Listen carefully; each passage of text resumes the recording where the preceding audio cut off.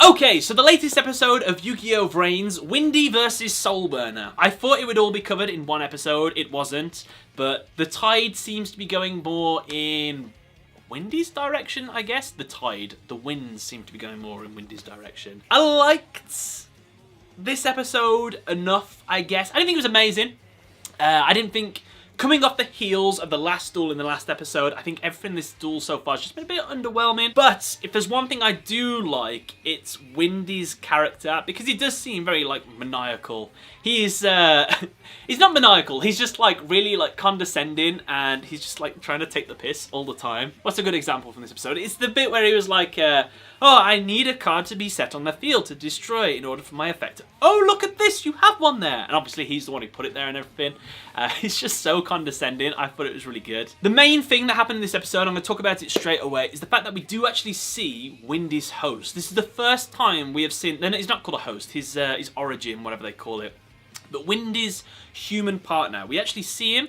Looks like a normal guy. He actually had friends. He looked like he'd got his life on track after the Lost Incident event. Obviously, we know that he killed him.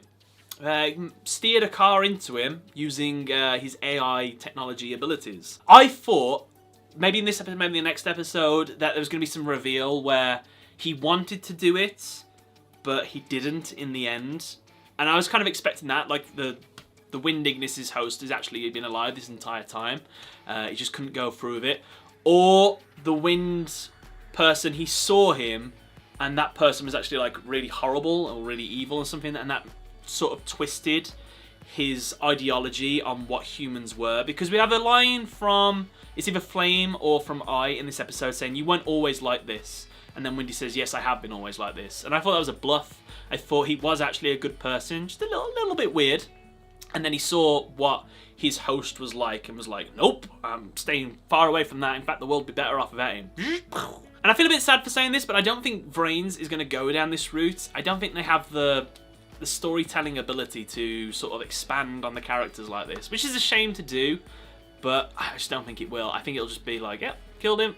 Oh well. It was an interesting playstyle that Windy was using though. Like, his abilities were that he could... I know we've had a duel with Windy before with the Storm Riders, but I forgot that he could do this, where he makes his opponent reveal his hand, he takes one of his spell traps and makes him set it on the field. He's able to keep putting those spell and trap cards on the field and destroy them if he wants to, which I guess if you have trap cards that activate in the graveyard, like Phantom Knights for example, that would be kind of good to get them on the field, but they have abilities on the field as well, so I guess that's kind of problematic. But having the ability to take cards out of people's hands, set them on the field and destroy them, that's really cool. And the fact that they can be special summoned if your opponent has a card on their field, I guess that would also work with the real world card games version of the Mech Knights as well, because you can special summon stuff wherever you set it. That's kind of cool. It's quite funny as well because Soulburner in this episode obviously is using his salamangreat deck. He has to win this duel. Shall I tell you why? Because the salamangreat structure deck has only recently just come out as well, and if that's wrong, I'm really sorry, I'm not that up to date with the card game, but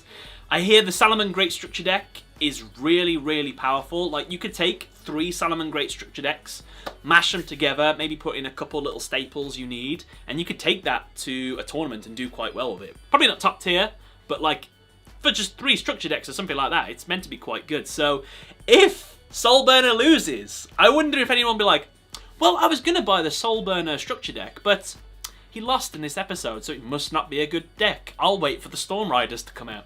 Be hilarious if that happened. There's a lot of metaphors in this episode where Windy's saying, you're like a small little birthday candle, and I'm a big gust of wind, and I'm going to blow you out and extinguish you. In my mind, I'm waiting for the counter in the next episode where he's like, you were wrong, I wasn't a candle, I was a fire, and your wind fueled me and made me bigger, because air makes fire bigger. That's so stupid there. That's my science ability right there. Oxygen feeds fires. I'm sure they can spin that. So I'm just waiting for that to happen in the next episode. If I call it, I've called it. If I haven't, then that's embarrassing. There's not actually too much else to say in the episode. Revolver did not seem that bothered that Spectre died, unfortunately. He was just like, you served me well, unlucky bro. The next duel has kind of been confirmed as well by, I think, Lightning it was. That it's going to be Bowman versus Blue Maiden. Is that her most recent name, her handle? I think it is. But yeah, Bowman versus Blue Maiden. The only reason they're going to do that is because Bowman has some of Earth's AI in him? No, wait, that was Go on Izuka. I'm so confused, actually. Yeah, someone actually made a really good point in one of the previous episodes. When they took Spectre's, like, identity, and they're like, we can use this for later, they would have been perfect if they used him as a host to duel against Blue Angel, because that would have been a perfect redemption. Blue Angel lost against Spectre last time. She had that bit where she fell and almost snapped her bloody neck after losing. So her going against Spectre now and winning, big redemption for the character, proves that she has grown over the course of this series. But what I think we're going to get is Bowman versus Blue Maiden. I think I've said her name wrong twice, I'm sorry. And I think Blue Maidens has to lose against Bowman. Bowman is technically meant to be one of the final antagonists along with Lightning. Lightning is building Bowman up as the final antagonist of the series. If Blue Maiden wins, that would be amazing. Oh, Yusaku, we didn't need you all along. Blue Maiden saved the day. Great. That's not going to happen, though. Blue Maiden is absolutely going to get wrecked unless someone else jumps in the middle of the duel or it gets interrupted or something. But Blue Maiden can't lose again. She's lost so many duels. It's terrible. But yeah, there's not too much else to say about the episode. It was okay, I enjoyed it. I'm curious to see where it's going to go. Let me know what you thought in the comments section below. What do you think of Soulburner as a character as well? Do you think he's had enough of his character built up throughout this series? I'd love to know in the comment section below. But other than that though, guys, thanks for watching. Catch you later.